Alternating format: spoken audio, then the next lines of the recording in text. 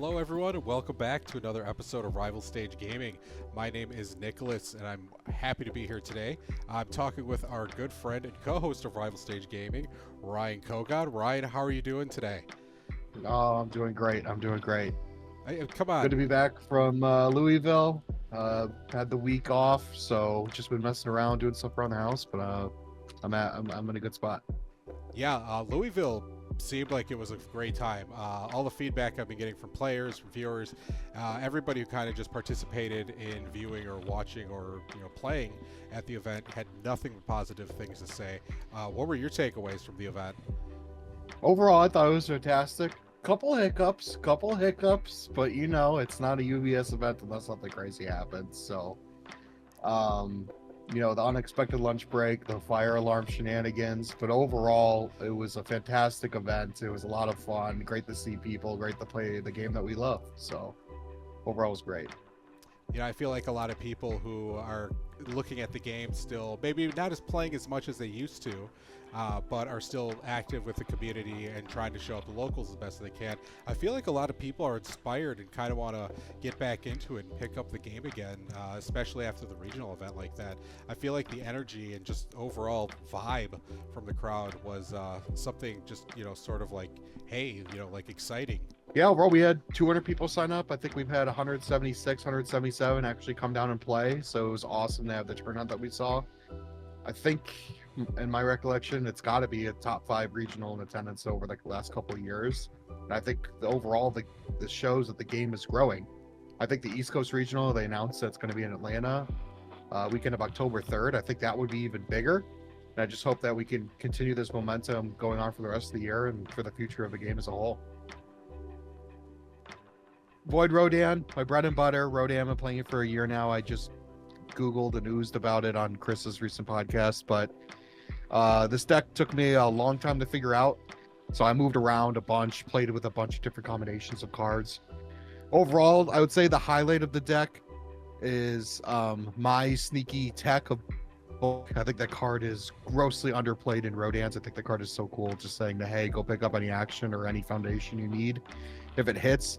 It's also a high block bait for like your ice sword executions, or if you play a violet Amina shot first and like they have to block it, it's like, oh, do you have another high block? Okay, I'm gonna go grab this barrier shield. The other cool tech that I was messing around with was Cabal's Ruin. Card is, even though you're not an inventor for the -1 speed, the damage just can rack up so quickly with Rodan. You're completely blocking, or the Mikasa defeats a female Titan also counts as a not doing damage to you. I had some games where it would be 3, 4, 5, 6, 7 counters, and that's just devastating at the end of a string because nobody's really expecting it. Overall, I think I was really pleased with how it performed. I think I got a little bit unlucky in my matchups. I went through the gauntlet again, as we'll go over in a second. But I'm really pleased with how the deck performed.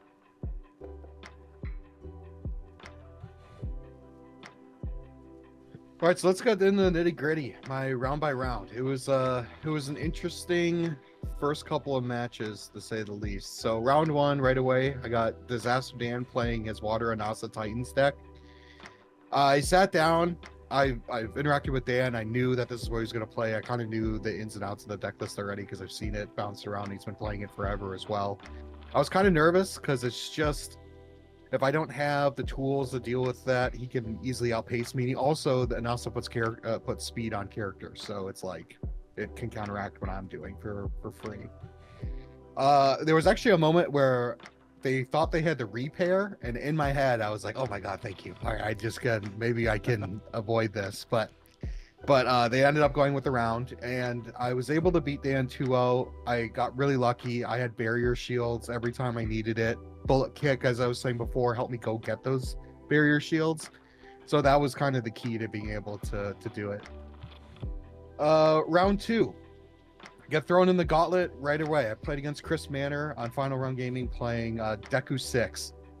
Really hard matchup for me. Just super tough. I actually walked away with a tie on this. Round 1, he was able to build 2 action stops, so I couldn't either Filled with Doubt or Barrier Shield, which I was holding to try to negate the one punch. Game 2, I think he just didn't have enough attacks to be able to kill me, or didn't see the phantom threats to be able to one-shot me, and I was able to backswing on one turn, and we didn't get to finish game 3. Actually, it came down to the point in game 3 where it came back to me in overtime, and I had to kill him to take the win. I only drew one attack, and I just showed it to him, and I was like, yeah, we're just gonna tie. That's brutal, and sometimes that's the best play to do early on in the tournament. Is just be like, hey, let's just get out of here. So tough. Yeah.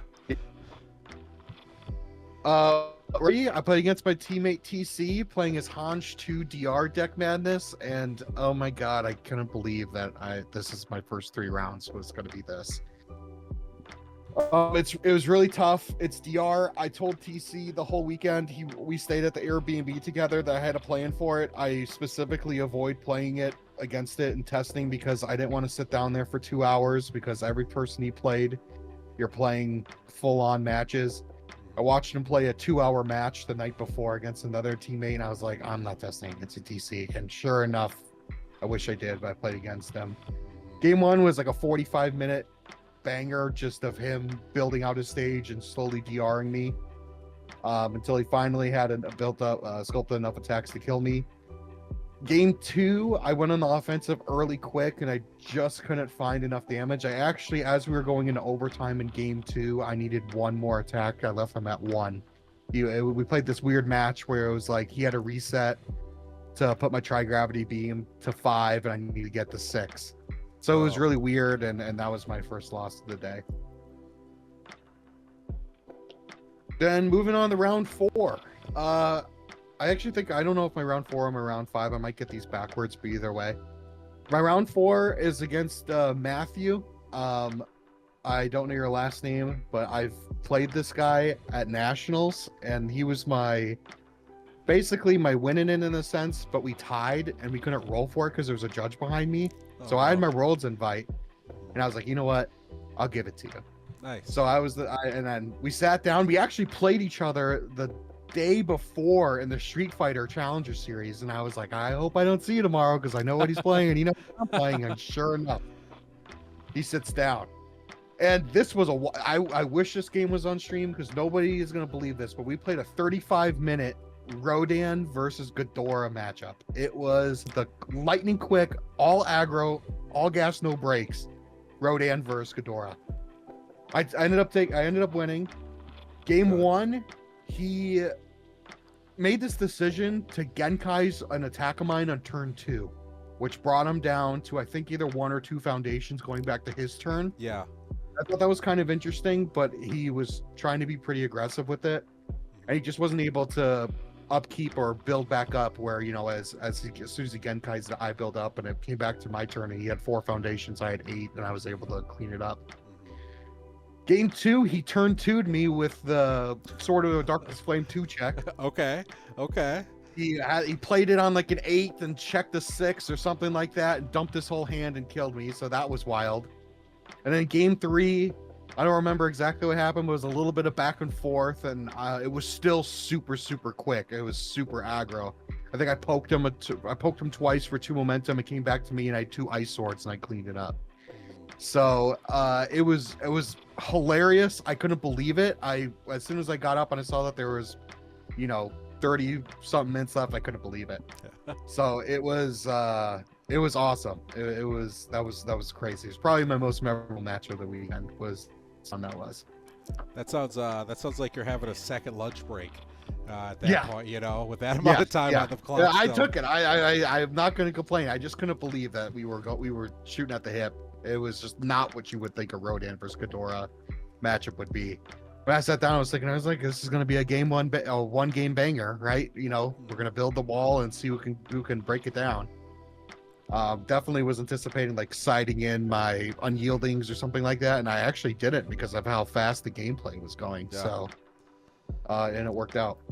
That's awesome. That sounds like a fun match. Yeah, it was cool. Round 5, I played Danny from Coping with Cardboard. He was playing a Chaos Anti-List, a pretty traditional Chaos Anti-List. I actually, in the beginning of AOT3, I was messing around a lot with Annie with a teammate of mine, Sketch262. We were going back and forth because he really liked Annie and I kind of liked the aggro. And I played it at locals too. I think you saw me at one point Yep. playing it. Yes, I did. And I it turned out I didn't like the play style. I didn't like how aggro it was / debuilding. It was just not my play style. But I took that match up 2-0. It was a great set, and it was a lot of fun playing Danny. Round 6 was against world champion Keenan Meadows. Oh yeah. First time I ever played Keenan in person. I've talked and interacted with Keenan online on Discord before. And Keenan was playing frontside aggro Burt 2, I believe on fire. No, it was death. It was definitely death. And it was a really weird matchup. At this point, I was kind of feeling the lag of the day. I was really tired. I think it's like 6 o'clock at night at this point. And I dropped game 1 so fast and so embarrassingly. I Oh, no. Botan's coaching I barrier shielded, and for some reason I have violent anima shot alt arts, and for some reason I thought the alt art block mod was a mid, but it was actually a low. Oh no. And I barrier shielded his high attack, and I was like, you know what, I want to try to find a high block to be able to perfect block this. And I pitched my Botan's coaching, which is a mid block, to then draw another low block. Oh. And I was like, oh, I have 2 low blocks in my hand. Uh-oh. And he looked at me and I said, no blocks. And I took it. And then he just goes, high tech, high tech, high tech. I'm dead. And I was like, oh, Rip. okay, cool. This is how my tournament's going to end. Wonderful. Yeah. And then game 2 and 3, I brought that back. I turned the ship around and I brought it back. The thing with Burt 2 is he wasn't blocking any of my stuff, right? He was going to hold his cards in his hand. So I was able to poke for me to, in return on turn 2, basically every time, I was able to ice sword with momentum. Good. And with the speed I was putting out, and I was selectively committing with ice sword his stage destruction stuff, so he wasn't able to do like the -2 damage, I'm with you, or the seal my stuff with loss of consciousness, like to be able to seal my science throws or something like that. So I was really smart with that. And able in 2 and 3, I give 2 3, I was able to poke and then be able to backswing every single time. So I walked away with the W on that, and I couldn't believe it. I with how poorly it started. Hey, sometimes just things work out that way too. And playing against Keenan, he's no slouch at the game. Obviously, No. he's a world champion. No, he's world champion. Yeah, I couldn't believe it. It was crazy. He's Shout out to Keenan. absolutely brilliant. Old school legacy player too. Will just humble you. So great guy.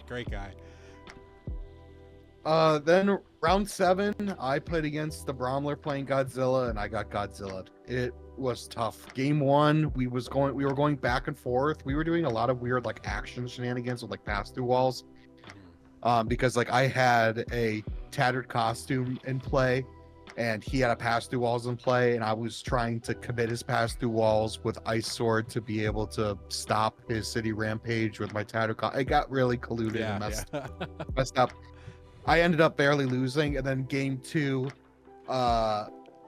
he builds the 3 diff that says enhance, the 3/6 that says get a momentum, and then 2 of the Chaos Attune card that says my hand size is +1. Yep. So on turn 2, he just goes, I'm an 8-hander. Yeah. And then he goes city rampage, Kraken, walk the dog. Yeah. With the free momentum on top of it. And I breaker 2'd the second Kraken, and he still just pushed through it. Still didn't matter, yeah. And I was like, what do I do? What do I do, man? I don't know. And that was how my day 1 ended. And I lost, and immediately as I lost, the fire alarm. That was it. Yeah, that was it. I literally went to the bathroom, and as I was washing my hands in the bathroom, the fire alarm went. Wow. Yeah. I heard that was like kind of like everybody kind of did the best they could in a bad situation type thing that unrolled out there. Yeah. I was next to my teammate Carson Panos playing actually a local of ours, or the Chicago local, Austin, and I was messing with him outside, and I was like, hey, I think Carson had 7 momentum, all of his foundations ready, just going back and forth, getting Austin's hand a little bit, and just playful banner. It was funny, but it was weird. with a hotel, I'm pretty sure they had to clear all the hotel rooms, with like a fire like that. Yep. So it took, I would say, 45 minutes or so before he got back inside. I think something like that. I just wish that my round was still going on so that I could like regroup and still have a chance, but I lost too quick. So, but anyways, Sure, that's sure. how. Then they called the round, and we moved on to round 8, which was the next day. Fair. Uh, Round 8, I played against Cohen, playing Beast Titan 2. I knew this matchup pretty well. Playtesting it locally and also with the team. Round 1, game 1, I was able to make quick work with it. Poke with Ice Sword Execution, the goat of the whole weekend, to take game 1. Game 2, he actually turn 2'd me. I took a risky block. I blocked with a hacker with a +4 high block to just get it out of my hand, and I ended up committing a good portion of my stage. He only had 1 ready foundation, but as Zeke, that didn't matter. He checked running 5s and had a 9 Titans out to double the damage of the last one for like 15 or something like that, and I just exploded. sure. Game 3 was a banger. I actually was hot early. I got him down to 2 very quickly within the second or third turn. I got him down extremely low, and I proceeded to brick for the next 2 or 3 turns, drawing 1 attack, Oof. 7 foundations, play the 1 attack, take a look at the top 4, all foundations. I did that for 2 turns in a row. And Cohen just sat back and built 3 9 Titans, and then falling Titans loot me.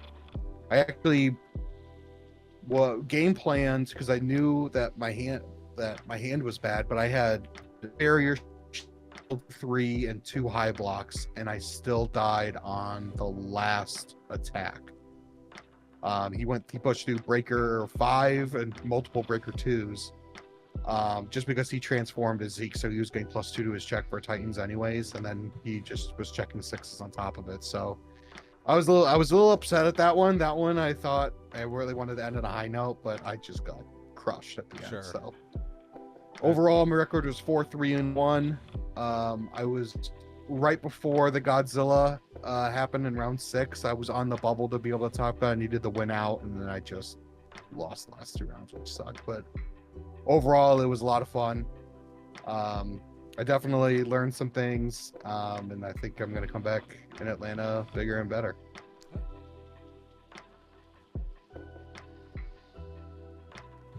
So, not the most important, part of the tournament report. Usually you don't get to see these, but I was actually, as a viewer, and I'm sure, I don't know if you've gone back and watched any of the VODs or anything. They are on YouTube, if anybody does want to go back and watch them and see them. But as a viewer, I thought the broadcast and the stream and everything really was fantastically well put together.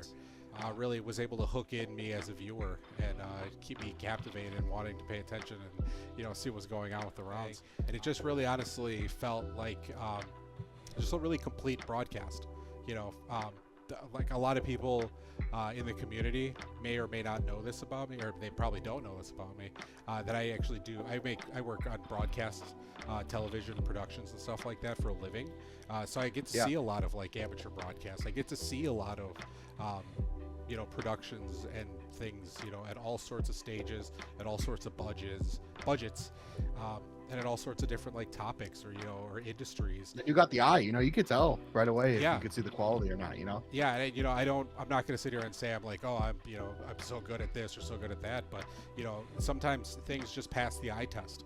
And I think the broadcast that we had going on for the entire event, top to bottom, I would say maybe a little bit of a rough start, but once you're in the air, you're flying. And I thought it was I thought it was great, and I cannot wait to see where these kind of broadcasts evolve from. And I think they did a great job of representing our game as like a professional type broadcast and as an entertainment type broadcast. I thought it was really fun. It was really engaging. So if you haven't seen it, I definitely recommend you go watch it back. I actually thought like the teams aspect was cool. The taking the picture beforehand and then doing the live deck list review before while the match was going on was phenomenal. I watched it back a little bit of the broadcast with some of my teammates after, and I was like, wow, like they really stepped it up. So kudos to UBS and all the production and Tam and everybody working on it. I thought it was fantastic. Yeah, I know how fun that can be. I also know how insane that can be when you are like the focus of the broadcast and try to make everything work. Everything runs through you, right? You Yeah, know? it's terrifying. But I thought, yeah, just to circle around back, I thought they did a fantastic job, and I honestly cannot wait to see what is coming up for our next show.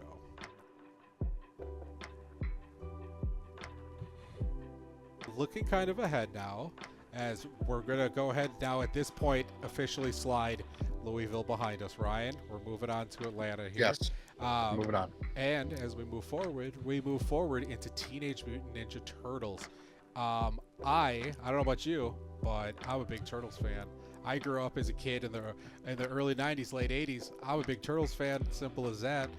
Yeah. I'm super excited about this set. Please tell me you're on the same page here. I am. I think Turtles is really cool. It's not, overly and above my favorite thing of all time, but I think it's really cool. I mean, Raphael is my favorite character aesthetically, so I'm really happy to see him in the set and his character to be pretty cool, but there's some other ones I got my eyes on that I'm excited about.